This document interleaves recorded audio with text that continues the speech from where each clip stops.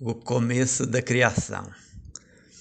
No princípio criou Deus o céu e a terra era sem forma e vazia, e havia trevas sobre a face do abismo, e o Espírito de Deus se movia sobre a face das águas. E disse Deus: haja luz, e houve luz. E viu Deus que a luz era boa. Gênesis capítulo 1, versículo 1 a 4. Parece que o Onisciente criou o céu, o mar e a terra no escuro, deixando a terra submersa nas águas. Depois fez um experimento, sem saber se iria fazer algo bom, e só então, depois de criar, viu que a luz era boa.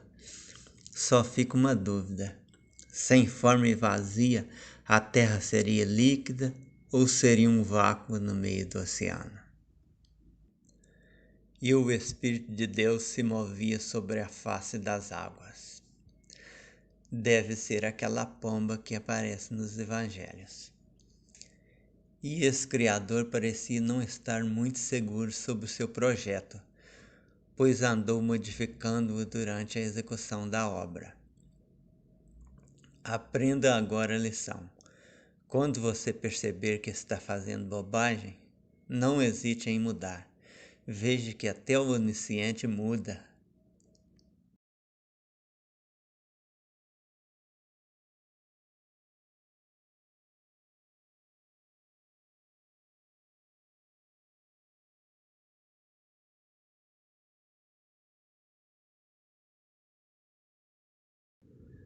O experimento da separação. E fez Deus separação entre a luz e as trevas. E Deus chamou a luz dia, e as trevas chamou noite. E foi a tarde e a manhã o dia primeiro. E disse Deus: haja uma expansão no meio das águas, e haja separação entre águas e águas. E fez Deus a expansão, e fez separação entre as águas que estavam debaixo da expansão e as águas que estavam sobre a expansão. E assim foi. E chamou Deus a expansão céus, e foi a tarde e a manhã o dia segundo. Gênesis capítulo 1, versículos 5 a 8. Depois de criar a luz, não achando legal deixar sua obra constantemente no claro, o Onisciente resolve fazer separação entre as trevas e a luz. E assim, à tarde, noite, e amanhã, dia no sentido estrito, o primeiro dia. E no segundo dia, o Onisciente faz o segundo experimento. Cria uma expansão separando as águas, deixando uma parte por baixo e a outra por cima da expansão. Assim ficam os 2 primeiros dias da execução do projeto de Yahvé. Parte desses experimentos, entretanto, parece não ter ficado bem. No dia seguinte, ele volta parcialmente atrás, decidindo juntar novamente as águas num só lugar. Você que acha que não pode mudar, veja que até o Onisciente é sujeito a mudanças. Imagine agora você que não sabe quase nada achar que não precisa mudar.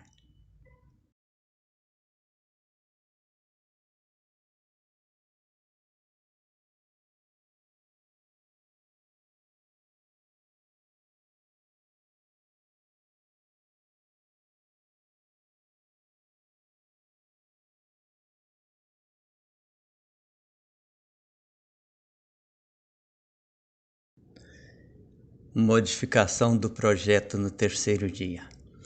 E disse Deus: ajuntem-se as águas debaixo do céu num lugar, e apareça a porção seca.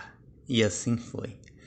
E chamou Deus a porção seca terra, e ao ajuntamento das águas chamou mares. E viu Deus que era bom.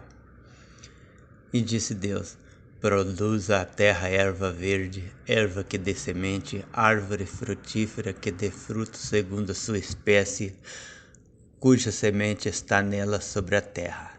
E assim foi.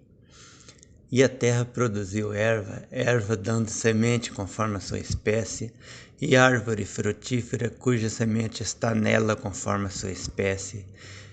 E viu Deus que era bom. E foi a tarde e a manhã o dia terceiro.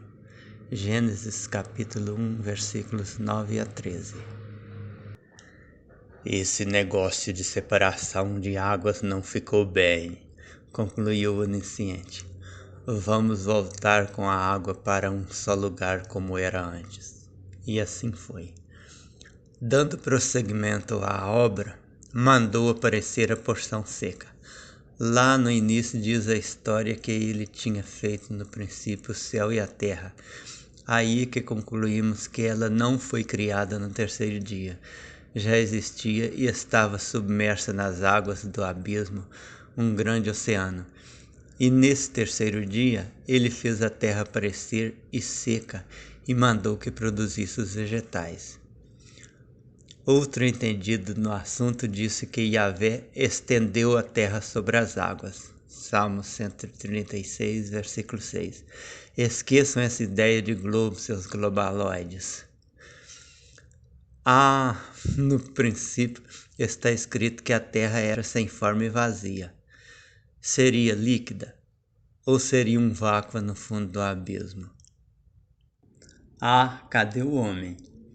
No capítulo 2, diz que ele fez o homem antes mesmo de criar os vegetais. Parece que o cara da narrativa do capítulo 2 não é o mesmo do capítulo 1. Fica a dúvida agora. O homem foi feito depois de todos os outros animais ou antes dos vegetais?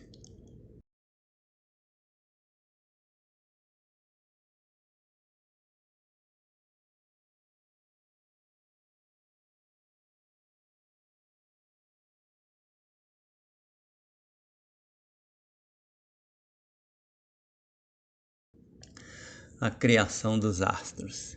E disse Deus: haja luminares na expansão dos céus para haver separação entre o dia e a noite, e sejam eles para sinais e para tempos determinados, e para dias e anos. E sejam para luminares na expansão dos céus, para iluminar a terra. E assim foi. E fez Deus os dois grandes luminares, o luminar maior para governar o dia e o luminar menor para governar a noite, e fez as estrelas. E Deus os pôs na expansão dos céus para iluminar a terra, e para governar o dia e a noite, e para fazer separação entre a luz e as trevas. E viu Deus que era bom. E foi a tarde e amanhã o dia quarto. Gênesis 1, versículos 14 a 19. Ele fez os dois grandes luminares e fez também as estrelas.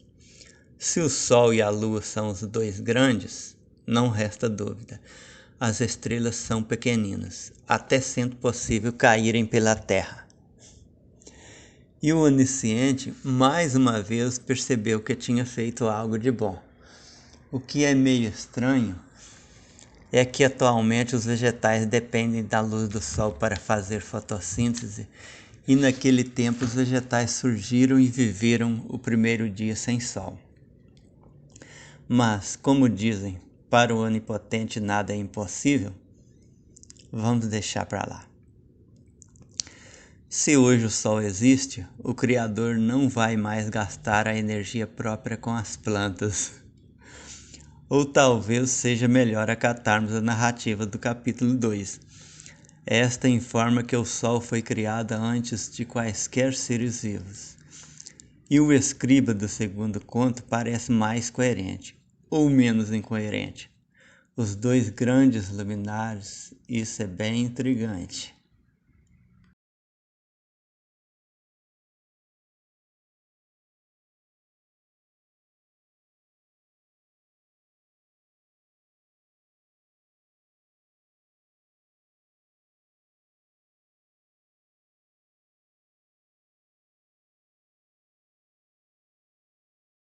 Criando seres marinhos e aves. E disse Deus: produzam as águas abundantemente répteis de alma vivente, e voem as aves sobre a face da expansão dos céus. E criou Deus as grandes baleias e todo réptil de alma vivente que as águas abundantemente produziram conforme as suas espécies, e toda a ave de asas conforme a sua espécie, e viu Deus que era bom. E Deus os abençoou, dizendo: frutificai, multiplicai-vos e enchei as águas nos mares, e as aves se multipliquem na terra. E foi a tarde e a manhã o dia quinto. Gênesis capítulo 1, versículos 20 a 23. Era trabalho demais para um dia só criar tantos seres vivos. Ele deixou grande parte para o sexto dia. Esqueçam aquela história de que répteis marinhos saíram da água e se adaptaram à vida terrestre, e alguns desenvolveram a capacidade de voar. O Todo-Poderoso simplesmente deu asas aos seres de fora do mar no quinto dia. Só não quis dar asas aos que deixou para o último dia de trabalho. Também imagine se tivesse dado asas à cobra. O homem também não podia ter asas. Sem asas já faz tanta maldade. Imagine se voasse sem depender de aeronave.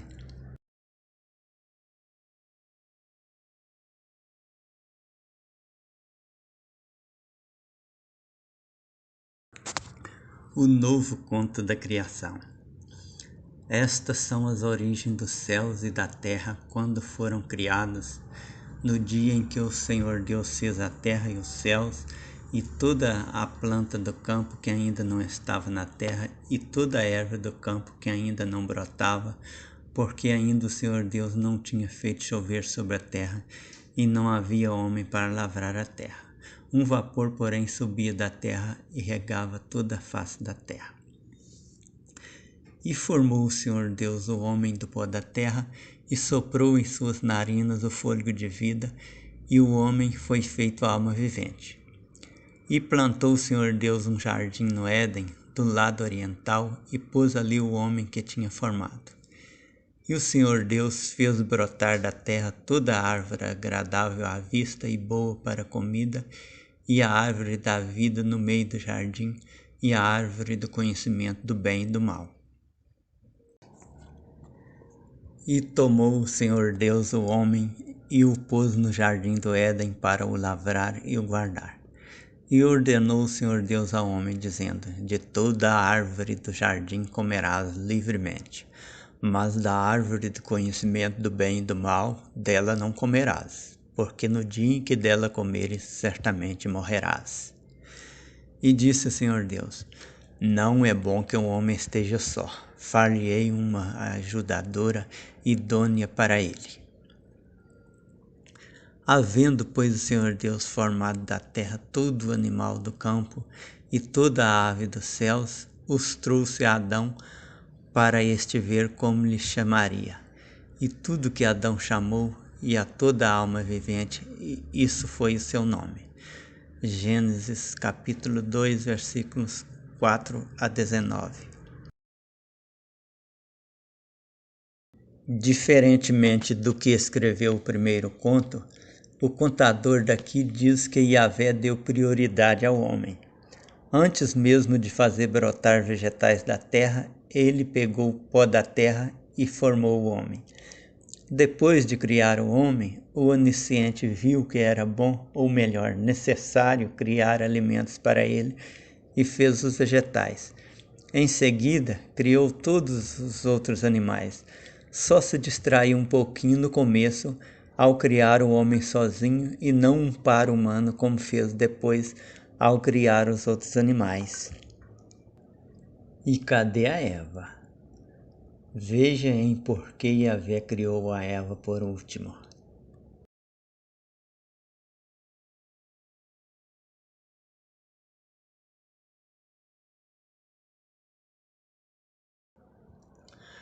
Por que Yahvé fez Eva por último? Ao fazer o homem, Yahvé estava meio distraído, pensando em tantas coisas bonitas que tinha para fazer, não lembrou de uma coisa, uma companheira. Mas, depois de criar o homem, criou todas as outras espécies de animais, cada espécie um macho e uma fêmea, e é aí que percebeu que estava faltando algo e isso poderia dar problema. O homem observou que todos os tipos de animais eram casais, um macho e uma fêmea, mas ele, o mais importante, não tinha uma fêmea. Procurou cuidadosamente entre a animalada, mas não encontrou nenhuma fêmea adequada para ele. Então o grande Criador disse: Não é bom que o homem esteja só. Ele poderá querer pegar a fêmea de um outro animal e isso não acabar bem. Vou resolver esse probleminha. É bem simples. O Criador deu um sonífero bem forte para o Adão e, enquanto ele dormia, arrancou uma de suas costelas e a transformou na Eva. Agora parecia que o Éden estava perfeito. Ele só não imaginava a encrenca em que iria se meter devido à amizade de sua companheira.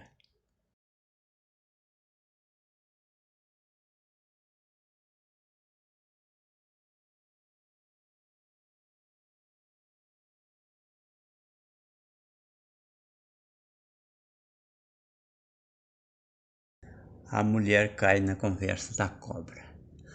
Ora, a serpente era mais astuta que todas as alimárias do campo que o Senhor Deus tinha feito. E esta disse à mulher: É assim que Deus disse: Não comereis de toda a árvore do jardim? E disse a mulher à serpente: Do fruto da árvore do jardim comeremos, mas do fruto da árvore que está no meio do jardim, disse Deus: Não comereis dele, nem nele tocareis, para que não morrais. Então a serpente disse à mulher: Certamente não morrereis, porque Deus sabe que no dia em que dele comerdes, se abrirão os vossos olhos, e sereis como Deus, sabendo o bem e o mal. Gênesis 3, versículo 1 a 5. Mas há quem diz que a história não foi bem esta. Como será que a serpente convenceu Eva a comer do fruto? Seu marido disse que você não pode comer desse fruto. Ah, é? Homem nenhum manda em mim. E para mostrar para a cobra que não era o tal dito sexo frágil, ainda fez o Adão comer da fruta. E quando questionada pelo Senhor Criador, ela jogou para cima da cobra e disse: A serpente me enganou. E o Adão reclamou com o Senhor que comeu da fruta porque a Eva o fez comer. Mas o Senhor não quis saber de perdoá-lo. As consequências desse primeiro deslize você pode descobrir vendo o vídeo Quando a Cobra Perdeu as Patas.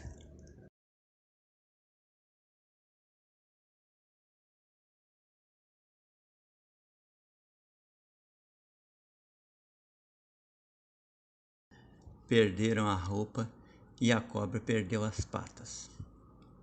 Após a Eva ir na conversa da cobra e comer a fruta para mostrar para o Adão que era rebelde, o Adão achou melhor comer a fruta também.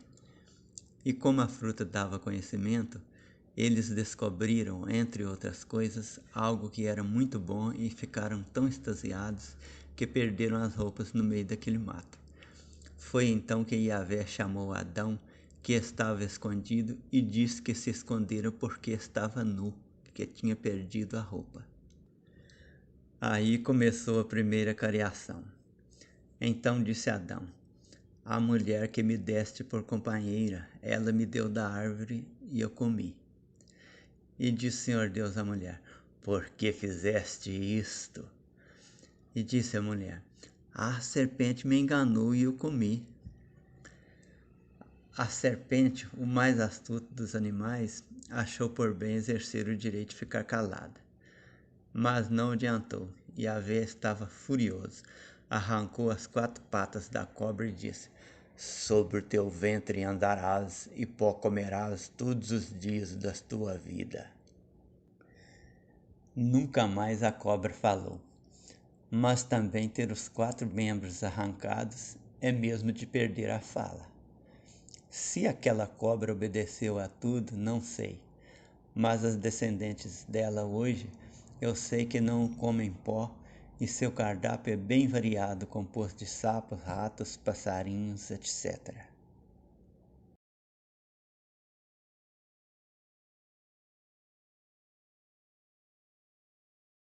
condenados à dor e trabalho. E a mulher disse: multiplicarei grandemente a tua dor e a tua conceição. Com dor darás à luz filhos, e o teu desejo será para o teu marido, e ele te dominará. E Adão disse: porquanto deste ouvido à voz de tua mulher, e comeste da árvore que te ordenei, dizendo: não comerás dela, maldita é a terra por causa de ti. Com dor comerá dela todos os dias da tua vida. Espinhos e cardos também te produzirá, e comerás a erva do campo. No suor do teu rosto comerás o teu pão, até que te tornes à terra, porque dela foste tomado. Porquanto és pó, e em pó te tornarás. Gênesis capítulo 3, versículos 16 a 19. Observem quando nascem os cabritinhos, os leitões, os gatinhos, os cachorrinhos, etc. As mães nem reclamam, mas a mulher, enquanto o homem não arranjou um jeito de burlar a pena divina com a invenção da anestesia, ficou sujeita a uma dor enorme na hora de colocar para fora um bebê cabeçudo, dizem elas. Dizem os religiosos que a dificuldade da mulher no parto não é devido à modificação anatômica ocorrida ao passar da posição quadrúpede para a bípede, mas sim porque o Criador quis fazer a mulher sofrer. E o homem, esse perdeu aquela vida boa de ficar só pegando fruta nas árvores para comer, passou a sofrer com trabalho pesado.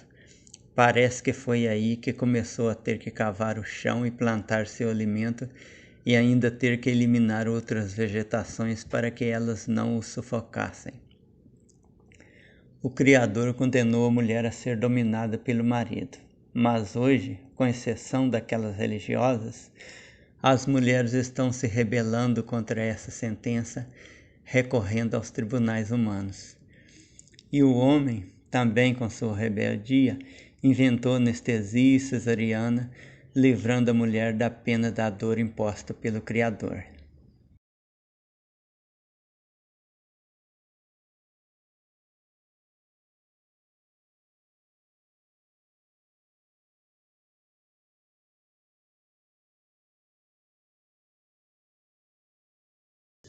As primeiras roupas de pele. E fez o Senhor Deus a Adão e a sua mulher túnica de peles e os vestiu. Gênesis capítulo 3, versículo 21.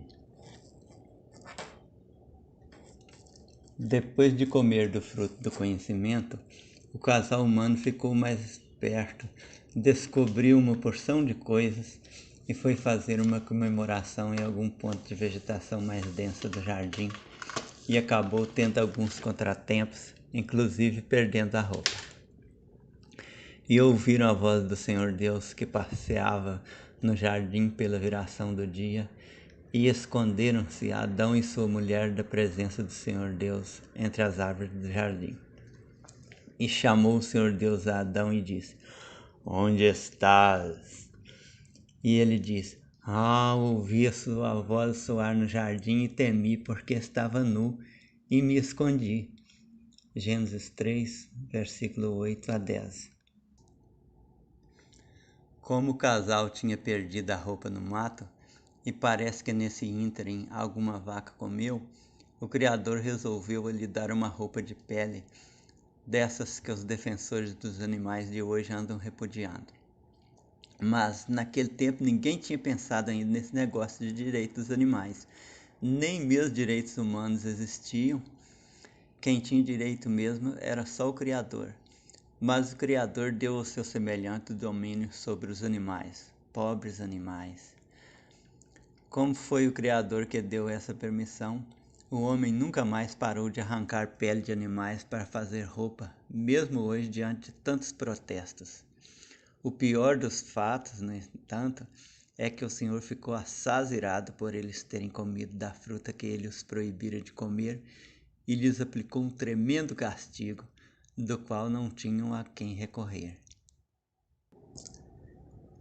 Se você for cristão e vir alguém olhando roupas de pele dizendo são divinas, não ouse contestar. São mesmo.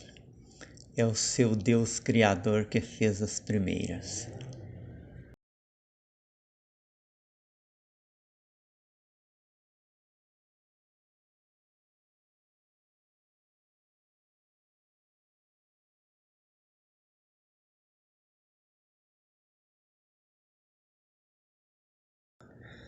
Expulsos do paraíso. Então disse o Senhor Deus: Eis que o homem é como um de nós, sabendo o bem e o mal.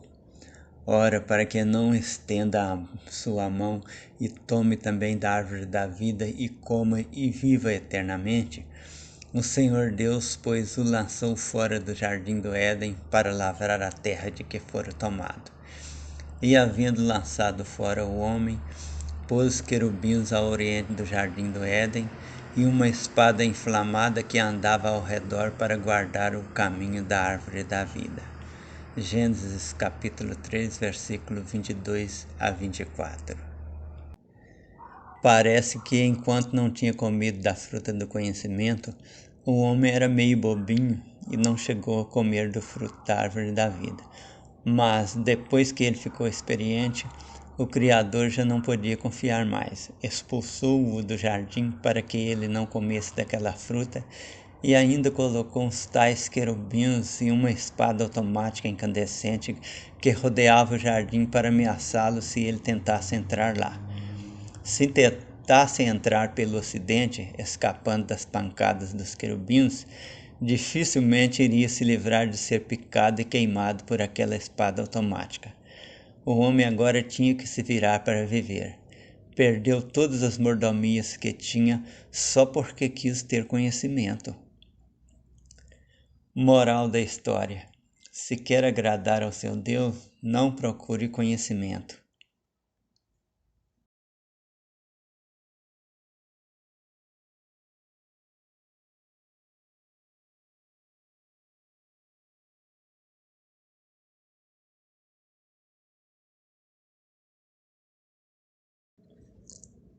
Por que Caim matou Abel? E conheceu Adão a Eva, sua mulher, e ela concebeu e deu à luz a Caim, e disse: Alcancei do Senhor um homem. E deu à luz mais a seu irmão Abel. E Abel foi pastor de ovelhas, e Caim foi lavrador da terra. E aconteceu ao cabo de dias que Caim trouxe do fruto da terra uma oferta ao Senhor. E Abel também trouxe dos primogênitos das suas ovelhas e da sua gordura. E atentou o Senhor para Abel e para a sua oferta, mas para Caim e para a sua oferta não atentou. E irou-se Caim fortemente e descaiu-lhe o semblante.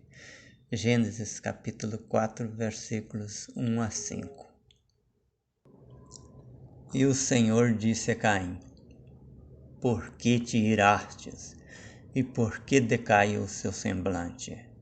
Se bem fizeres, não é certo que serás aceito, e se não fizeres bem, o pecado jaz à porta, e sobre ti será o seu desejo, mas sobre ele deves dominar.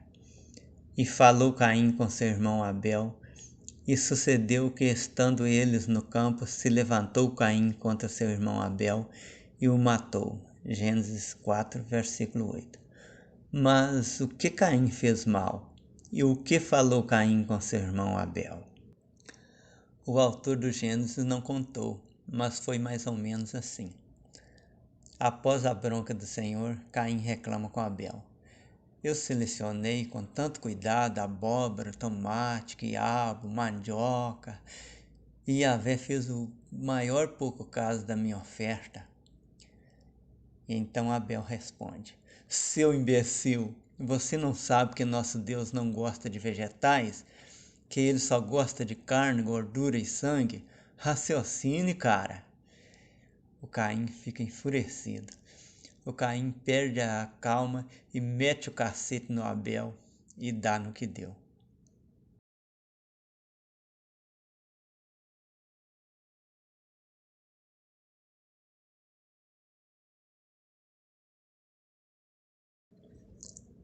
Por que Caim matou Abel? E conheceu Adão a Eva, sua mulher, e ela concebeu e deu à luz a Caim, e disse: Alcancei do Senhor um homem. E deu à luz mais a seu irmão Abel.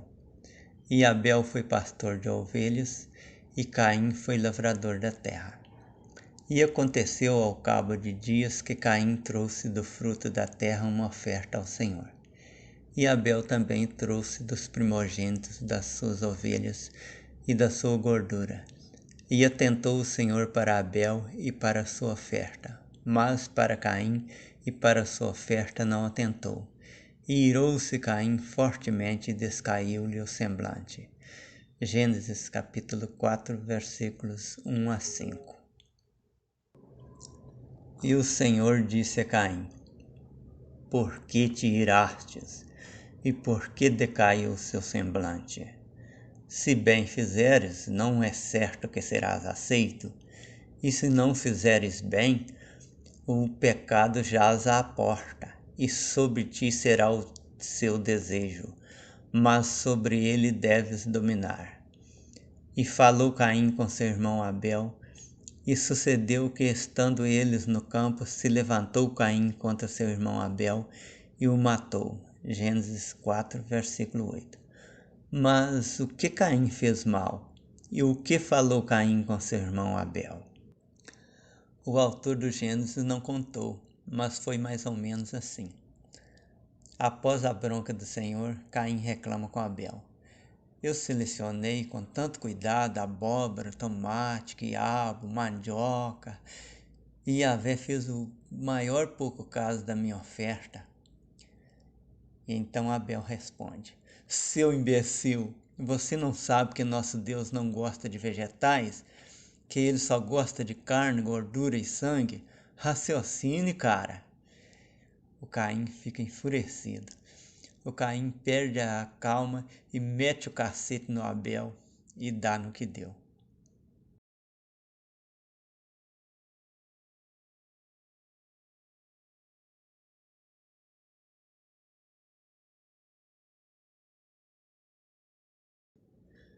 Quando Caim foi para a terra de Nod, os únicos humanos existentes na terra eram ele, o pai e a mãe, já que ele havia matado o irmão.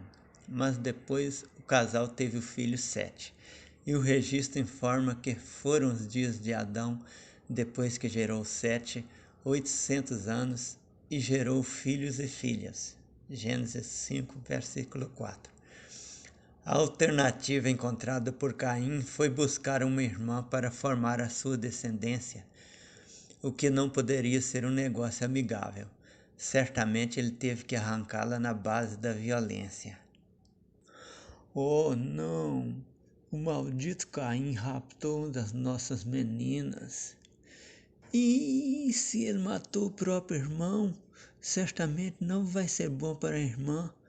Vai começar a violência doméstica.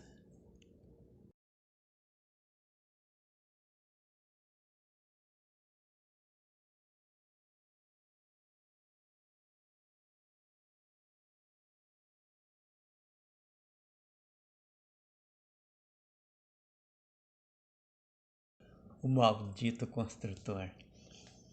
E saiu Caim de diante da face do Senhor e habitou na terra de Nod, do lado oriental do Éden. Gênesis capítulo 4, versículo 16. Dizem que o Senhor é onipresente. Como será que Caim terá saído de diante da face dele? Provavelmente naqueles tempos ele ainda não era. E conheceu Caim a sua mulher, e ela concebeu e deu à luz a Enoque. E ele edificou uma cidade e chamou o nome da cidade conforme o nome de seu filho, Enoque. Gênesis 4, versículo 17. Pessoas perguntam como Caim teria conseguido construir uma cidade sozinho. Não parece ter sido tão difícil. Como na terra de Nod os habitantes eram somente ele, a irmã que raptou e tomou como mulher, e o filho que ela deu à luz, a cidade deveria ter no máximo uns 3 barracos, um para ele mais a mulher, outro para o filho e mais um para guardar seus produtos agrícolas e ferramentas de trabalho.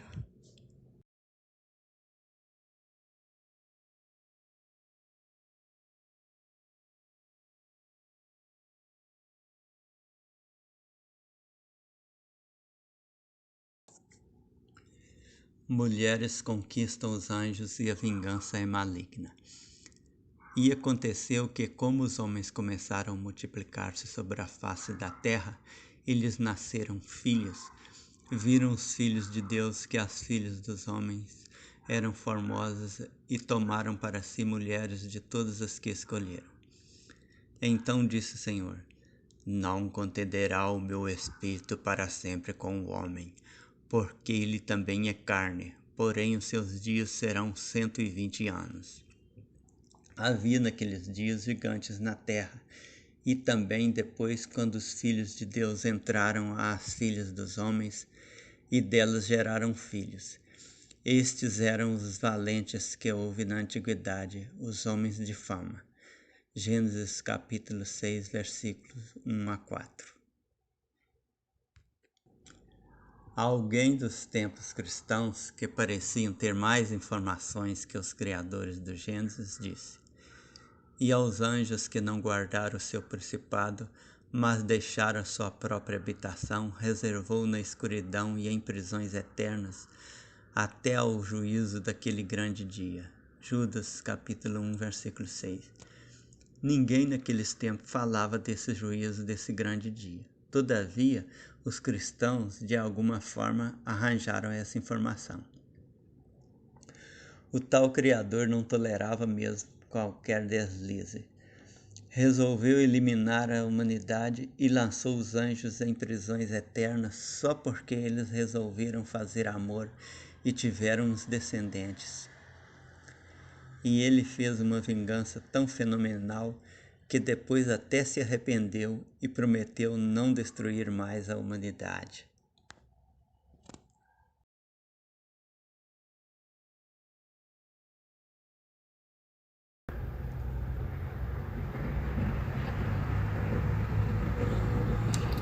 A vingança do Criador. E viu o Senhor que a maldade do homem se multiplicara sobre a terra e que toda a imaginação dos pensamentos de seu coração era só má continuamente. E então arrependeu-se o Senhor de haver feito o homem sobre a terra e pesou-lhe em seu coração. E disse o Senhor: Destruirei o homem que criei de sobre a face da terra, desde o homem até ao animal, até ao réptil e até à ave dos céus, porque me arrependo de os haver feito. Gênesis 6, versículos 5 a 7. O onisciente percebeu que havia feito algo imprevisível. Sua criação não tinha sido uma boa ideia, mas também não pensou na hora de fazer um animal semelhante a si mesmo. Só poderia ser mau. E descontente ele com o homem, mais uma vez todos os animais pagaram o pato. Nem a ave dos céus escapou. Mais uma vez o onisciente não sabia que estava fazendo bobagem ao criar um animal semelhante a ele próprio, vindo a arrepender-se de tê-lo feito, e ainda destruiu os outros que nem eram tão maus. Que onisciente!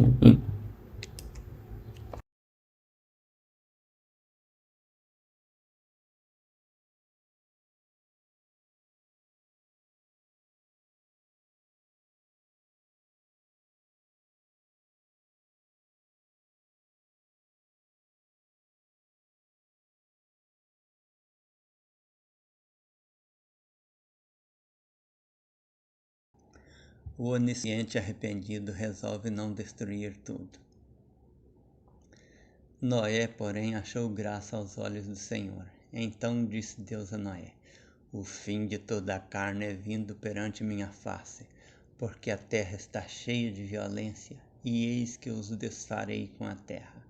Faze para ti uma arca de madeira de gofer, Farás compartimentos na arca e a betumarás por dentro e por fora com betume. E desta maneira a farás: de 300 côvados o comprimento da arca, e de 50 côvados a sua largura, e de 30 côvados a sua altura. Farás na arca uma janela, e de 1 côvado a acabarás em cima, e a porta da arca porás ao seu lado. Far-lhe-ás andares baixos, segundo e terceiro, porque eis que eu trago um dilúvio de águas sobre a terra, para desfazer toda a carne em que há espírito de vida debaixo dos céus, e tudo que há na terra expirará. Mas contigo estabelecerei a minha aliança, e entrarás na arca tu e os teus filhos, tua mulher, e as mulheres de teus filhos contigo. E de tudo que vive, de toda a carne, 2 de cada espécie, farás entrar na arca para os conservar vivos contigo, macho e fêmea serão. Das aves conforme a sua espécie, e dos animais conforme a sua espécie, de todo réptil da terra conforme a sua espécie, 2 de cada espécie virão a ti para os conservar em vida. E leva contigo de toda a comida que se come e ajunta-a para ti, e te será para mantimento a ti e a eles. Assim fez Noé conforme tudo que Deus lhe mandou. Assim o fez. Gênesis 6, versículo 8 a 22. Esse onisciente deve ter utilizado um sistema de compressão de redução melhor do que aquele do filme Querida Encolhi as Crianças. Pois para caber num barco com aquelas dimensões um casal de todos os animais da terra e dos ares, além de comida para eles, só mesmo comprimindo muito. Mas dizem que ele é onipotente, ele conseguiu. Agora fico pensando sobre o que ele fez com o nosso tamanduá. O bicho só come formiga e ele colocou lá um casalzinho delas só, e mesmo assim ele não os alcançou. Se tivesse alcançado, a formiga teria sido extinta. Ele foi obrigado a comer alguma outra ração, ou ficou em jejum por mais de ano até encontrar os formigueiros que se formaram tempos depois do dilúvio.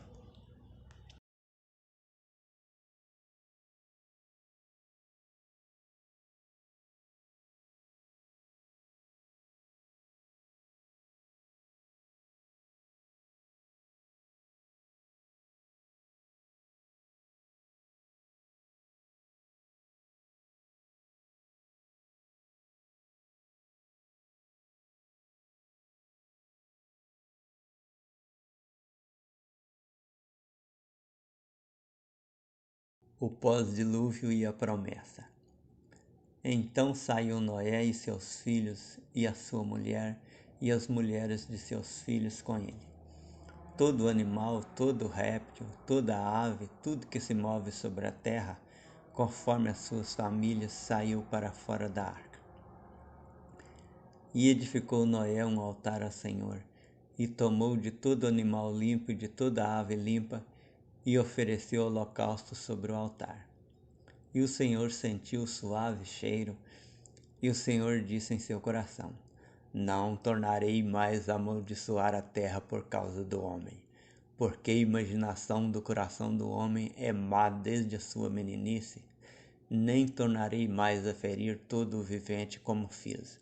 Enquanto a terra durar sementeira e cega, e frio e calor, e verão e inverno, e dia e noite não cessarão. Gênesis 8, versículos 18 a 22.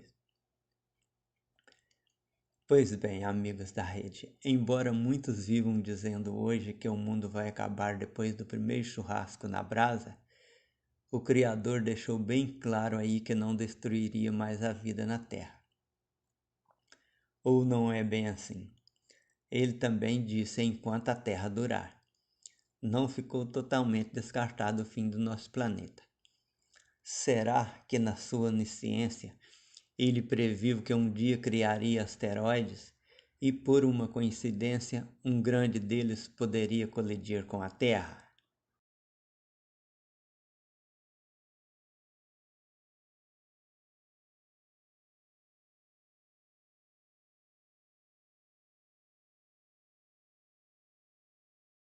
Tamanduá, o animal mais resistente do planeta. Ele se alimenta exclusivamente de formiga e cupim.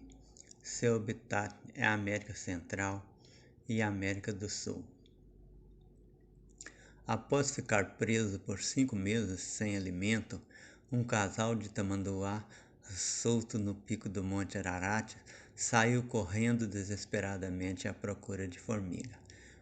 Partiu da Ásia, cruzou a Europa, atravessou a nado o Oceano Atlântico e, ao chegar à costa ocidental do Largo Oceano, não encontrando nenhuma formiga, embrenhou-se pela floresta, percorreu milhares de quilômetros até chegar à sua terra natal, o Pantanal do Mato Grosso, onde o casal de formigas, trazido pelo vento, já se havia multiplicado e formado o maior formigueiro do mundo. Aí então o casal mimicófico acabou com aquele jejum que já durava anos. Nunca antes na história desse país houve um animal tão resistente.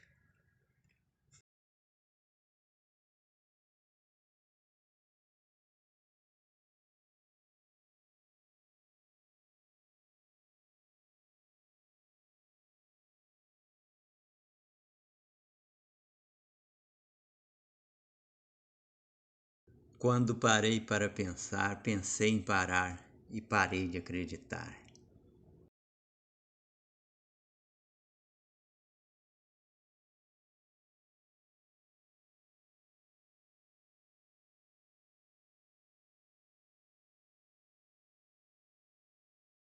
Eu apresento aqui a conversão audiovisual de mais um dos textos da minha página joaodefreitas.com.br. Se vocês gostarem do meu vídeo, curtirem, comentarem ou compartilharem, será um prazer. E você que discordar de mim, seu comentário também será bem-vindo, pois discutindo e apresentando os nossos pontos de vista, podemos contribuir para melhorar o nosso mundo. Que sacanagem!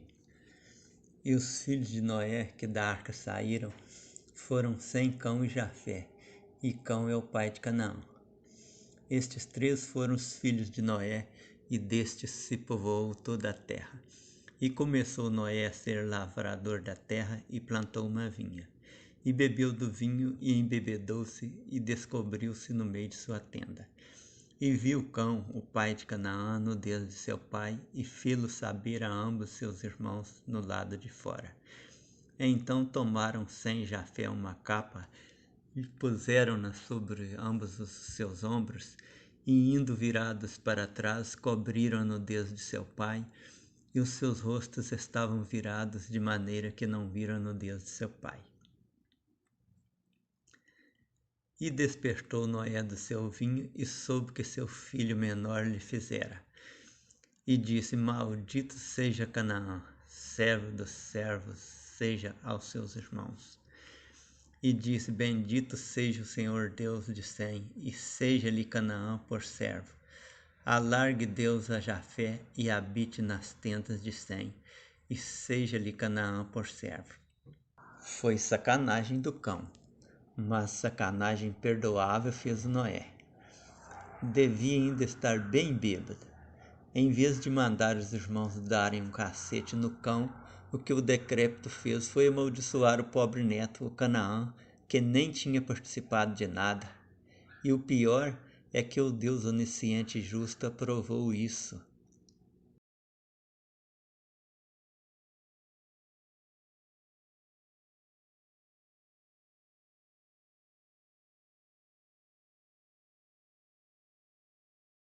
Uma melhora no nosso cardápio.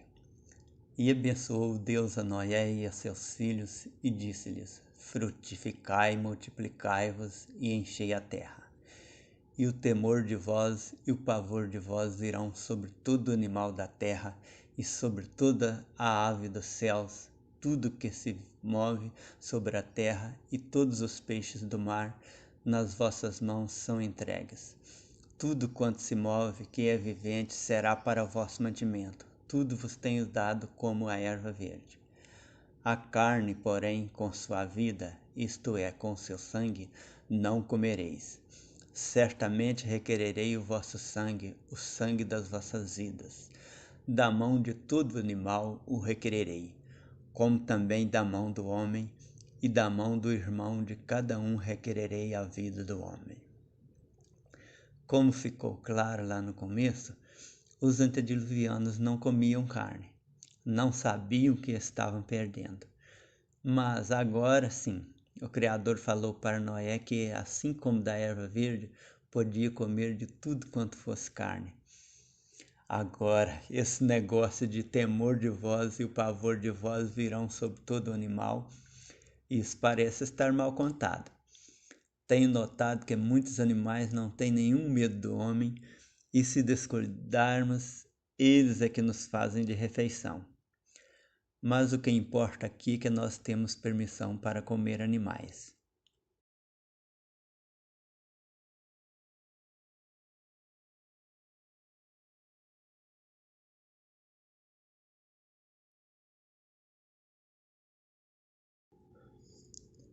A confusão do onisciente. Disseram mais: Eia, edifiquemos para nós uma cidade e uma torre cujo cume toque no céu, e façamos-nos um nome para que não sejamos espalhados sobre a face de toda a terra. Então desceu o Senhor para ver a cidade e a torre que os filhos dos homens edificavam, e disse: Eis que o povo é um e todos têm uma só língua, e isso é o que começam a fazer. Agora não haverá restrição para tudo que eles intentarem fazer. Eia, desçamos e confundamos a sua linguagem, para que não entendam um a língua do outro. E assim o Senhor os espalhou dali sobre toda a face de toda a terra, e cessaram de edificar a cidade. Por isso se chamou o seu nome Babel, porquanto ali confundiu o Senhor a linguagem de toda a terra, e dali o Senhor os espalhou sobre a face de toda a terra. O Deus onipresente, que não estava presente na cidade, desceu de lá do seu trono para ver a cidade. De lá ele não conseguia vê-la.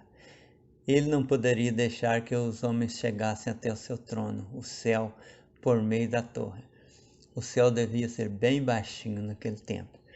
Então, para impedir que eles concretizassem esse plano de chegar ao céu, confundiu a língua deles, fez que cada um falasse diferente do outro, o que deu origem a todas as línguas que existiam naquele tempo. Só as de hoje é que seguiram o processo normal de evolução linguística.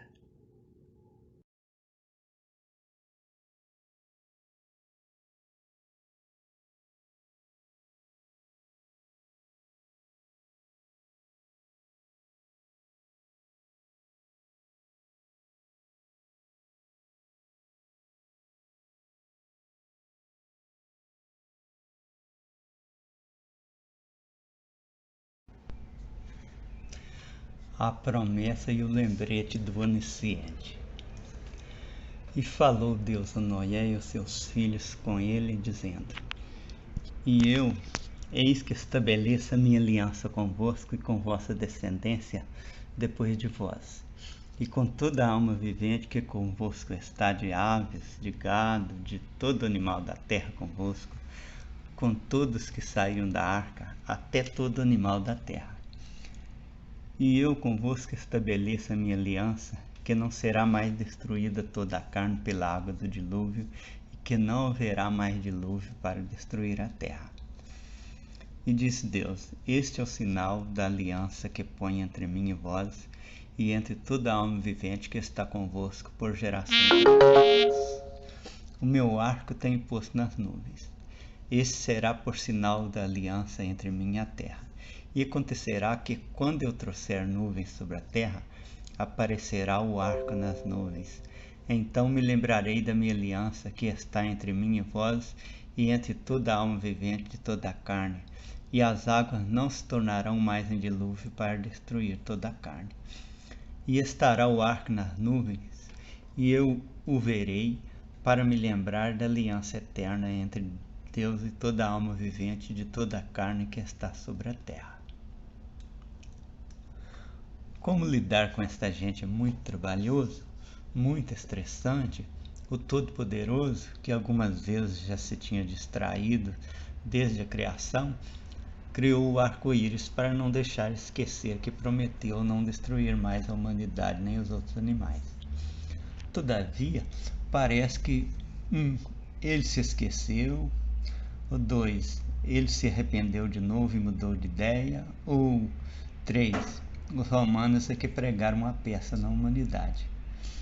Pois nos escritos finais do livro sagrado está registrado que ele vai destruir tudo de novo, e desta vez, em vez de inundação, vai tocar fogo nesse antro de perdição em que o mundo se transformou. Mas entre as 3 hipóteses, estou concluindo que a real é a terceira, pois ficou registrado que tudo isso seria passar tão rápido que alguns daqueles dias ainda estariam vivos, e já se passaram 2000 anos e nada aconteceu. O mais verossímil é que a promessa está sendo cumprida e o povo que caiu na conversa dos romanos.